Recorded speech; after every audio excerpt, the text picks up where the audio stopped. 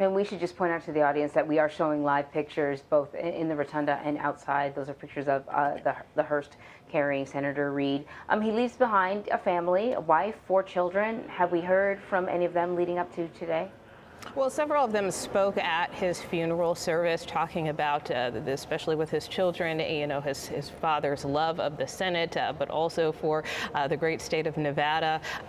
His wife, Landra, was his wife of 62 years. And so in a statement at the time of his passing, she said that she was simply heartbroken. And certainly one could understand that after being married to someone for 6 decades. We know their love affair was one that was very strong in the sense that on the funeral program, for instance, there was a poem by E.E. Cummings on Senator Reid's funeral program, and apparently that poem is something that he kept here in the Senate and would read it and look at it often as a reminder of his wife, because as you know, sometimes the spouses are here in Washington and sometimes they're not, but he always kept her near and dear and close to his heart. So we know that she will also be here today.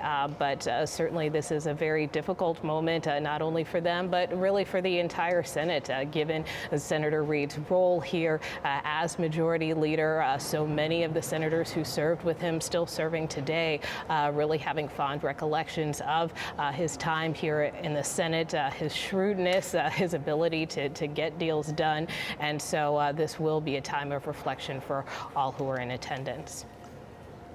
As you know, Nicole, Reid served a long political career. Give us an understanding of his impact as a U.S. lawmaker. I know that President Obama, once he learned of Senator Reid's passing, essentially said, "I would not be president had it not been for Harry Reid."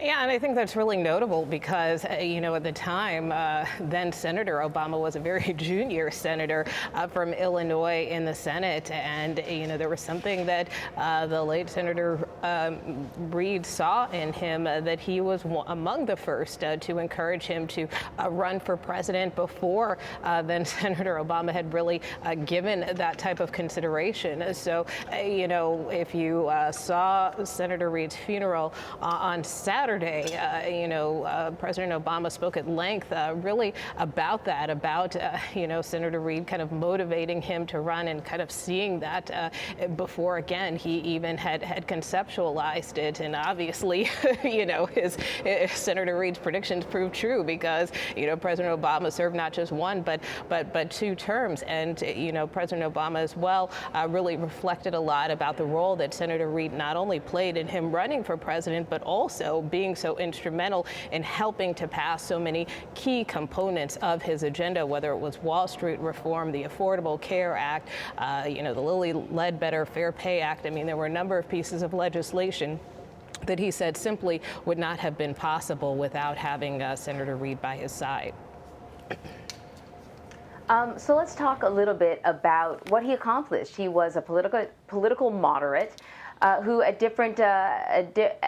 times differed from many of his own within his own party on issues like abortion, environment, gun control. What type of relationship did he have with lawmakers across party lines?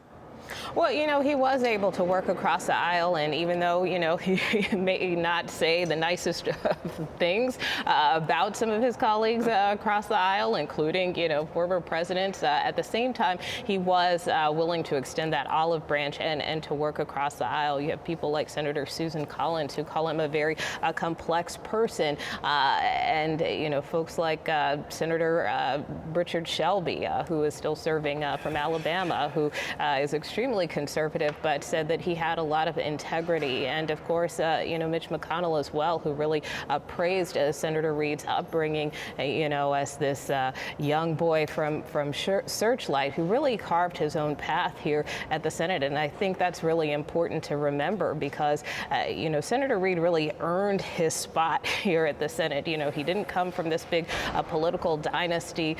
He grew up in poverty in Searchlight, this small mining town outside of Las Vegas where, he didn't have any indoor plumbing.